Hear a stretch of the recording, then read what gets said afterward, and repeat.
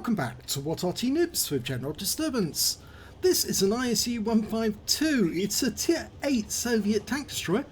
It's located on the southwest spawn of Glacier and it's under the command of Potatoes Gonna Kill. What a name that is. Very, very unusual.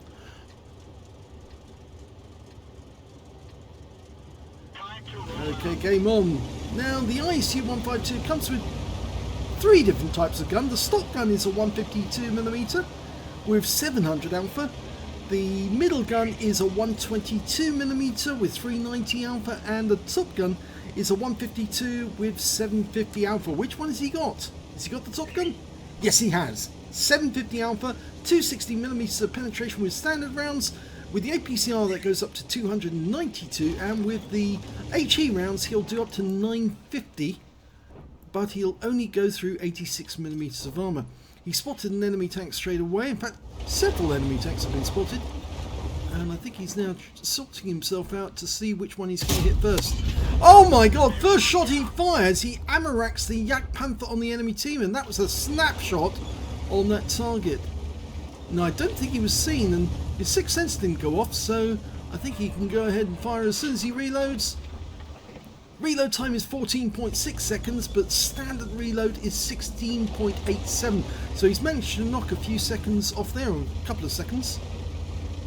He's now going round to the other side to shoot up the centre line. There's an AMD 178B. It looks like he's going up the ramp towards the carrier. Or is he? We've lost sight of him. There's a Barras moving up there as well. No, it's well within view range, so he should be able to spot anyone over there. He's marked the ground as well to hope that our Barras will have a quick look and see if anyone is there. Yes, there is somebody there. It's the enemy Barras, and he's now back in the garage. That was a brilliant shot. Very good quick shot, but unfortunately the AMD 178B did make it up into the ramp, and he's now going up on top of the aircraft carrier, which means, of course, that he will be spotting us intermittently if he pokes and looks in this direction. Now, the ISU-152 was based on the IS chassis. 4,635 of them were built between 1943 and 1945, so that's a lot of vehicles during 2 years, basically. In fact, actually, it's not really 2 years, it's about, well, shall we say just 18 months? So he's got another kill. This time it was the P-43 Biz who went up onto that kind of lookout area and unfortunately made himself just an easy target. You can see that Potatoes is really thrashing them. The moment they spot them there, he's getting snapshots in on them straight away. And yeah, this top gun on the ISU-152 is very, very deadly. If you see somebody carrying this gun in this particular tank destroyer, you must get rid of them as quickly as you can, because if you don't, they'll get rid of you. It hasn't got much in the way of armour, this tank destroyer. In fact, it's very weak on armour. It's only got 90mm at the front, the sides, and only 60mm at the rear. So you can smack it about and do serious damage if an Arty sees him, or if a Tier 8 tank spots him. So they don't brawl very well, these tank destroyers, but they do have that magnificent gun, which is capable of doing a lot of damage at Tier 8. 750 alpha, that is a lot.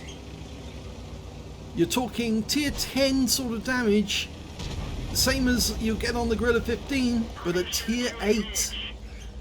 Okay, he's locked on to one of the enemies over there. It's a Tiger P, takes the lock off, and only hits him in the tracks, unfortunately.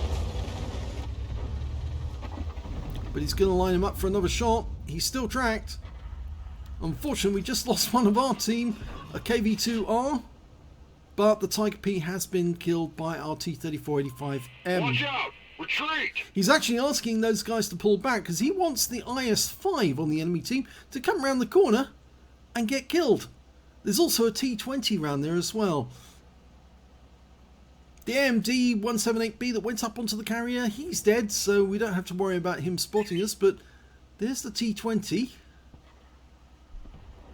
Keeps coming into view and then dropping out again. He's going through that gap. Not worth taking a snapshot. You only get 20 rounds of ammunition, so you have to make them count. And he's already used 5 rounds and he's got 3 kills.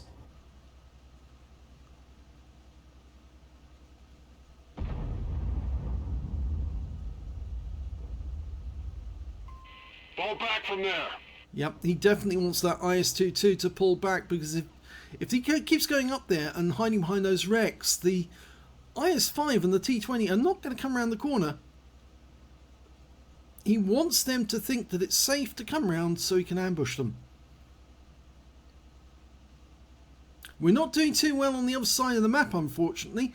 The Barask is patrolling at this moment the other side of the cap. And the scores, well, we're only 1 tank up on the enemy at the moment. Now, I think Potatoes is anticipating the enemy was going to come around that corner, but he hasn't so far.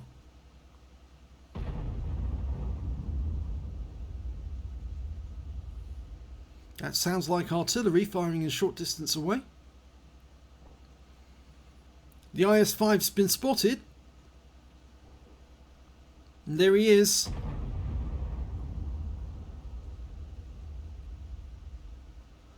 Yep, those 3 tanks you see there causing the IS-5 to stay around there. Retreat! And he's just trying to say, pull back, let him come around the corner, and then we'll hammer him.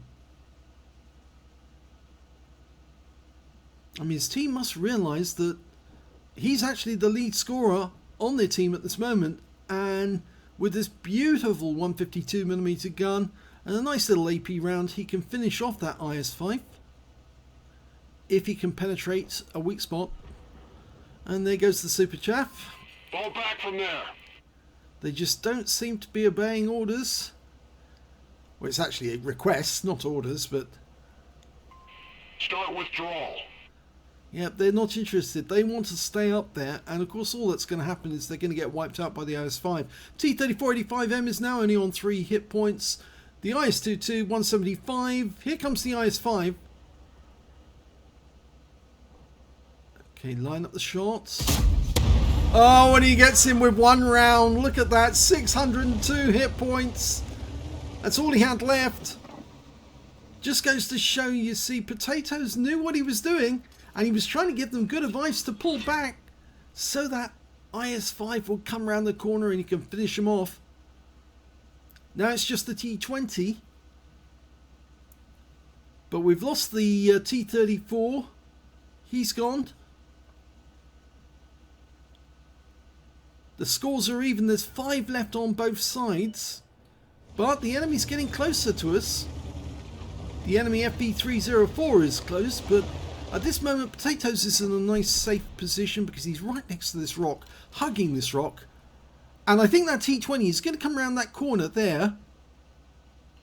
And we want the IS-2 to spot him because, unfortunately, he's a little too far around the corner and we can't spot that distance.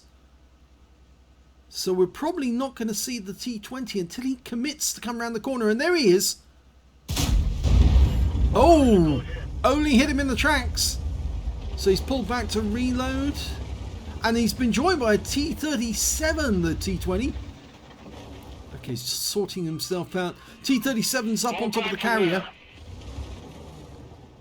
Surely that IS-22 must realise that it was Potatoes that killed the IS-5 with 1 shot. And if he pulls back, he's going to keep his hit points and lure the T-20 into an ambush that he won't survive. Yeah, he just doesn't want to leave that corner. And he's probably going to get killed as a result. Potatoes on 4 kills at the moment.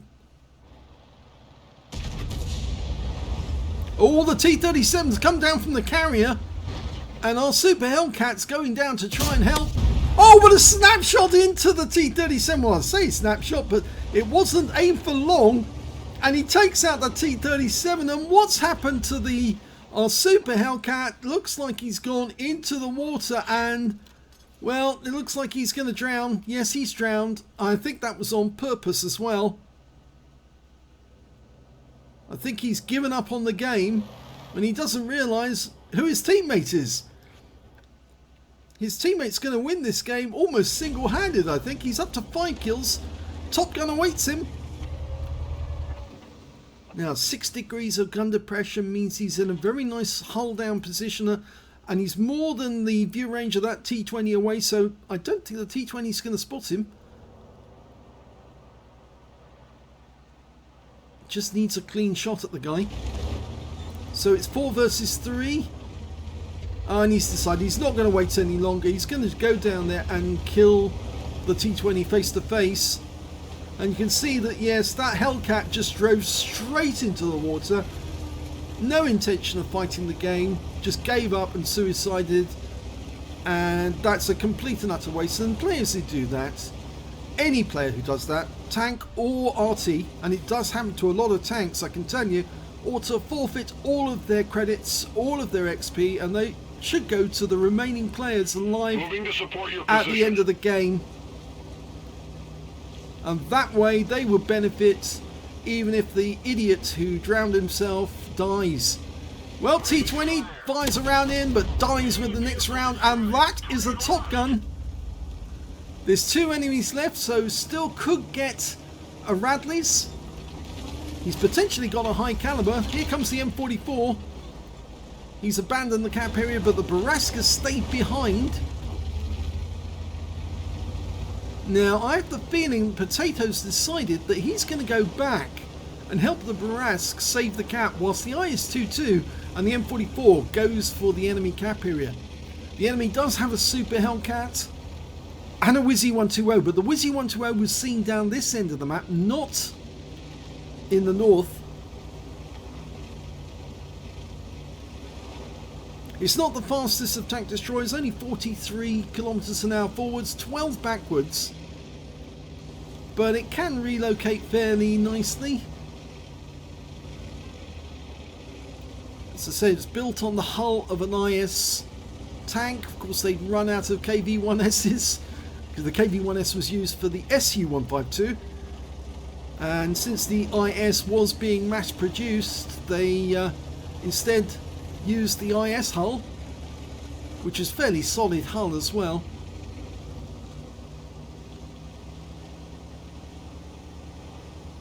Always nice to see somebody who knows his tank and knows how to get the best out of it, because you can pick up so much information from it. He's loaded a HE round for the next shot. Now remember, as I said earlier, that's 950 alpha if he penetrates the target with 90mm of penetration. And, well, he will probably penetrate a Super Hellcat easily and wipe him out with one shot. But if it's the Wizzy-120 he comes up against, that's going to be a problem. Unfortunately, we lost the M44. He did get taken out. The Wizzy-120 is back at the other area. He did retreat back round this route. And I guess that Potatoes has decided that the Hellcat's probably the one that's come south this time. And there's only 2 minutes left on the clock. So this is going to be a narrow one. They really need to get 2 kills in the next 2 minutes, or they're going to have to cap out. And if they have to cap out, you're going to have to do it with 2 tanks now, because you can't cap out on your own because there's not enough time. He's decided to cut it short, and he's going to take the quick route across the ice, not go around the ring road. They found the Wizzy-120. He did kill the IS-22. Oh, I hope that's not going to cause a problem, slowing him down. Some of these pools are actually fairly deep. He's been spotted. There's the Hellcat. Oh, he missed the shot. And it's that tremendous long reload, 15 seconds. And he needs to get this kill. The Super Hellcat's decided, I'm running away. Can he get the shot on target? He locks on, takes the lock off, and unfortunately misses it with the next shot. 50 seconds now to kill that one and the Wizzy-120. It looks to me like the Borrasque is going to have to do the Wizzy-120, but he's headed in this direction. There's the Wizzy-120. He's headed south as well. And the Borrasque has got him. which means now it's just the Super Hellcat we need to get, and we've got 26 seconds to get him. Oh god, that was dicey. Where is the Super Hellcat? Is he up on top of this area? We need a kill. The M44 sent a congratulations to the Barras. There's the Super Hellcat. So he can do this. Come on, Potato. Locks on. Yes! Wins the game! With only a split second left on the clock. He wins the game and his gun's up. What a game that was. Let's have a look at the end of battle stats.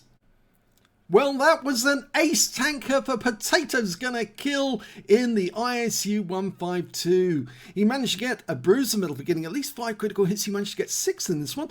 He got Demolition Expert. He blew up one of the enemy tanks in one shot. It was the P-43 Biz. Got around in just in the right spot to detonate the ammunition, and he went up straight away. And he also got a 5 for effect for doing more damage than the hit points to his own vehicle. A high caliber for dealing the most damage in the game, and he also got a Top Gun for getting at least 6 kills. In fact, he ended up with 7, one short of getting a Radley Walters, but of course it was that pesky Wizzy 1201 GFT. He couldn't get close enough to actually get the shot because he was going after the Hellcat, but luckily the Barras was able to get the kill, which meant that it was down to Potatoes to finish the game for them. And he did superbly. Let's have a look at the team score. Well, there you go, look at that. Highest damage with 3,750 hit points. The next high scorer being the Bachatilion Barask with 3,066 hit points, closely followed by that Wizzy 1201 GFT with 3,016. When it came to kills, it was Potatoes again with 7 kills, one short of a Radley's, 4 kills for the Wizzy 1201 GFT, 3 kills for the IS-5, and also for the Barask.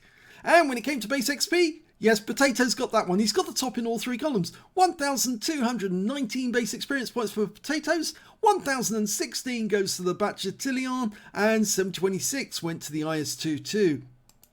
He fired 11 rounds in that game, 9 direct hits and 7 penetrations. Very good accuracy. Only 2 rounds actually hit the tracks of the vehicle instead of the actual vehicle's hull itself, and so they didn't penetrate. They were actually absorbed in the tracks. 3,750 hit points of damage, of which 2,709 were done at more than 300 meters. This goes to show that this is a sniping tank destroyer. At long range, it can be very effective. He received 1 hit in the game. Yeah, I'm afraid it was as a result of splash damage, and well, he did lose a bit of health in that one, but he actually, it was the shot from the T-20. He spotted 1 enemy vehicle, damaged 8 of the enemy, killed 7, and did 889 hit points of damage assistance.